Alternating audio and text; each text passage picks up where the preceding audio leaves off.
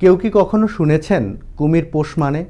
সে উত্তর যাই হোক, এবার সুন্দরবনের হিংস্র কুমিরের নাম ধরে ডাকলে পুকুর থেকে উঠে আসছে ডাঙায়, বসতে বললেও বসছে।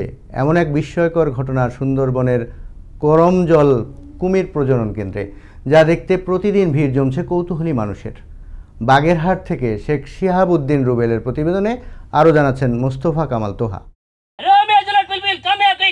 কথায় বলে চেষ্টার অসাধ্য কিছু নেই। মানুষের সেই অদম্য চেষ্টায় এবার পোষ মেনেছে হিংস্র কুমিরও। এই যেমন সুন্দরবনের করমজল বন্যপ্রাণী প্রজনন কেন্দ্রের বাসিন্দা এই পিলপিল ও আলেকজান্ডার। কেন্দ্রের ভারপ্রাপ্ত কর্মকর্তা হাওলাদার আজাদ কবিরের কাছে বশ মানে এই দুই ভয়াল কুমির।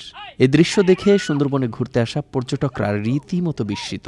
তারা বলছেন এ এক বিরল ঘটনা। কুমির ডাকলেই উঠে আসে, এটা আমি আগে পরে কখনো দেখি নাই। কুমির যেগুলি আছে, কুমিরগুলিকে ডাক দিলে চলে আসে, এই জিনিসটা সত্যিকার একটা অভিভূতকর মতো একটা বিষয়। আজাদ কবির আনন্দ টেলিভিশনে দেয়া এক সাক্ষাৎকারে জানান, ভালোবাসা দিয়ে হিংস্র প্রাণীকেও পোষ মানানো সম্ভব। ওদের আমি যখন ডাকি, খাবার দিই, তখন আমার ভিতরে ওদের ভিতরে অনুভূতি আসে যে এরকমের এই লোক ডাকলে খাবার দেবে, এইসব কারণে আসে। তো এইভাবে যদি বন্যপ্রাণী যখন নিশ্চিত হয় যে উনি এই যে ডাকা হচ্ছে বা এই যা দিচ্ছে এটা সেফটি, অর্থাৎ তার কোনো ভয় নেই এবং খাবার আছে, তখন তারা কিন্তু আমাদের কথা শুনবে। তাদের সাথে এই সৌজন্যমূলক ভালো ব্যবহার করে এবং তারাও আমাদের ডাকা সেই জন্য সাড়া দেয়। সুন্দরবনের নোনাপানির কুমিরের বিলুপ্তি ঠেকাতে 2000 সালে চাঁদপাই রেঞ্জের এই করমজলে গড়ে তোলা হয় কুমির প্রজনন কেন্দ্র। দুটি মা কুমির জুলিয়েট ও পিলপিল এবং একটি পুরুষ কুমির দিয়ে শুরু এই কেন্দ্রটির যাত্রা।